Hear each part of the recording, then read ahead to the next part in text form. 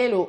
As-tu déjà été confronté à des situations où, quand ça va très bien, il y a une personne qui sort de nulle part et dès que cette personne-là rentre dans ta vie, tout dégringole? T'est-il déjà arrivé ce genre de choses? Si oui, reste connecté, cette vidéo est pour toi. Sinon, bah, tu peux rester quand même et tu apprendras pas mal de choses. Bienvenue sur ma chaîne, c'est Modestina, ta conseillère en développement personnel. Aujourd'hui, je souhaite te parler des voleurs de destinée. Qu'est-ce qu'un voleur de destinée? C'est une personne qui arrive dans ta vie quand tout va bien, mais aussi quand tout va mal. Mais en général, c'est quand tout va bien. Ces personnes-là arrivent dans ta vie, elles se rapprochent petit à petit pour pouvoir se lier d'amitié ou d'amour avec toi, que ce soit dans des relations amicales, que ce soit des relations amoureuses. Et en fait, ces personnes-là, dans leur vie, il y a beaucoup de choses qui ne vont pas. Mais toi, comme ça va, donc ces personnes-là viennent, elles voient une espèce de d'aura, une espèce de lumière en toi, puisque tout te réussit, donc elles viennent dévorer, entre guillemets, cette énergie chez toi pour que leurs affaires de leur côté, ça marche. Donc, un voleur de destinée peut être un ami, peut être un membre de ta famille et ça peut être aussi une personne avec qui tu rentres en relation amoureuse. Et ça peut être aussi, bon, dans d'autres contextes que je nommerai pas, liés à tout ce qui est fait de magie et autres, mais je ne rentrerai pas dans ce domaine. Mais je vais rester sur soit les amitiés, soit les relations amoureuses. Donc, cette personne qui vient pour voler ce qu'il y a de meilleur en toi, si on parle des relations amoureuses, cette personne-là va venir et elle va tout faire pour entrer dans ta vie, pour devenir soit ton amoureux, pour devenir, de nos jours, il y a ce qu'on appelle les, je vais pas dire le plan rond, mais le plan avec une lettre que vous connaissez, une lettre ronde avec une petite barre en bas. Ces personnes-là viennent dans votre vie, mais elles veulent absolument avoir des rapports sexuels avec vous. Donc, pourquoi des rapports sexuels?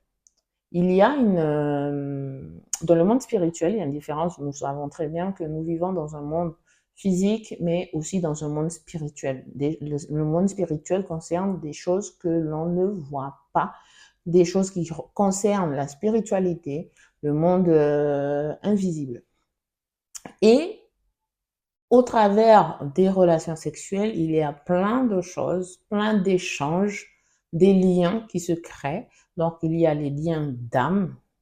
Quand la relation est saine, ça peut créer des liens d'âme positifs, mais quand la relation est malsaine, ça crée des liens d'âme négatifs.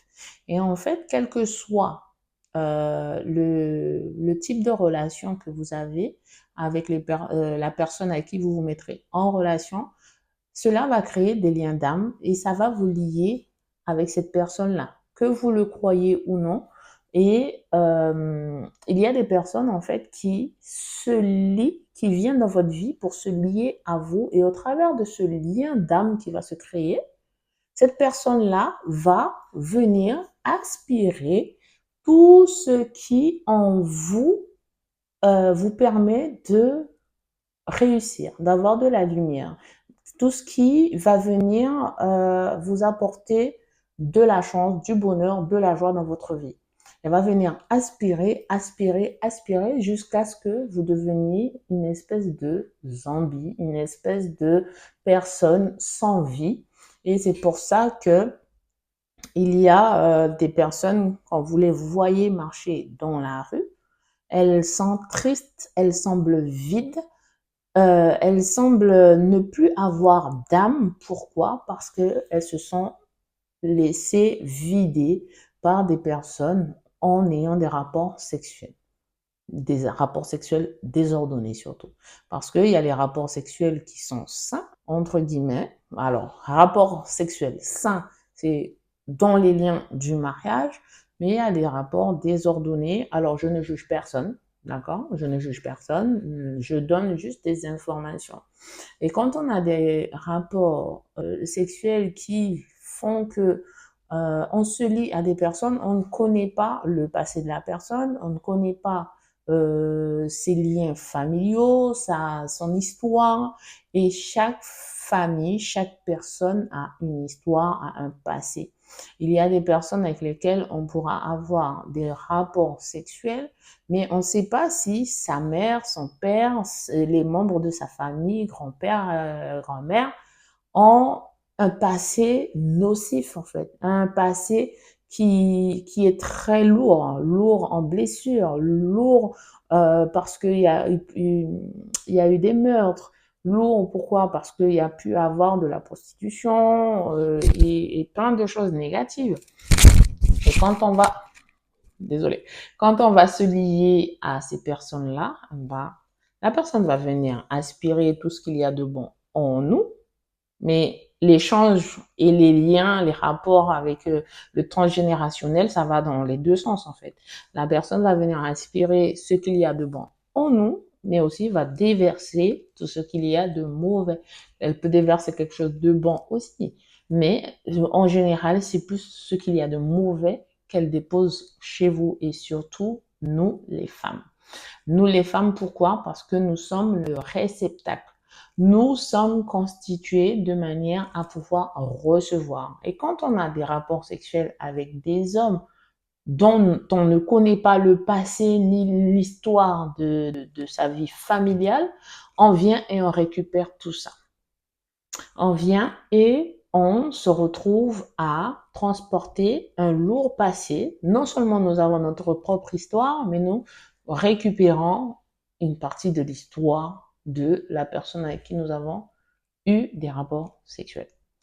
Dans le monde spirituel, ça peut aussi amener ce qu'on appelle des infestations par de mauvais esprits et qui font que notre vie se retrouve liée à des choses que l'on n'a pas conscience, à des choses, à des esprits qui viennent perturber notre vie et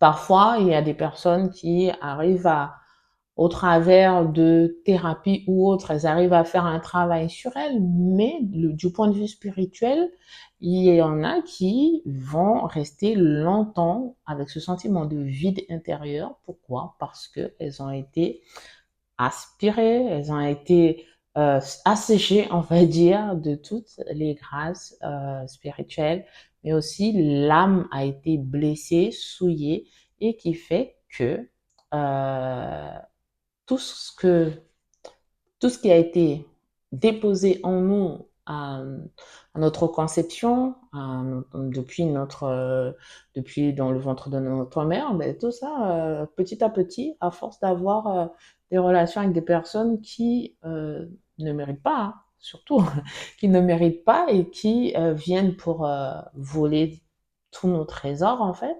ont pu elles se sont vidées en fait. Elles se sont vidées, elles ont laissé les gens venir piller leur grâce en fait. Donc voilà. Il y a aussi les voleurs de destinée dans les amitiés. C'est-à-dire que une personne peut venir dans ta vie, non pas parce que tu es une bonne personne ou que elle a vraiment envie de se lier d'amitié avec toi, mais juste parce qu'elle a envie de récupérer des choses chez toi. Je ne sais pas si vous avez pu le voir, mais vous pourrez regarder ma petite vidéo sur les amitiés, bonne amitié vs mauvaise amitié.